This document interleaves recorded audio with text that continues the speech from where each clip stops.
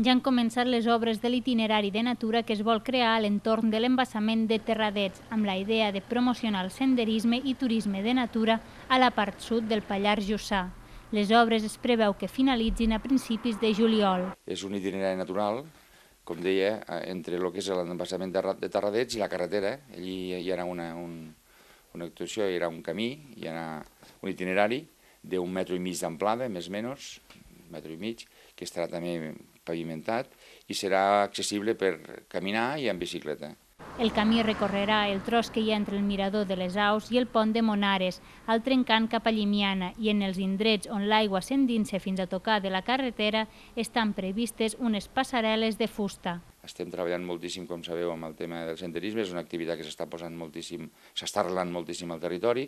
Actuacions com el Cinquè Llac, per exemple, aquesta obra que farem nosaltres, diferents llocs estem col·laborant amb que aquesta activitat del senderisme s'arreli definitivament a la nostra comarca i sobretot sigui utilitzada per la gent també que ve a visitar-nos.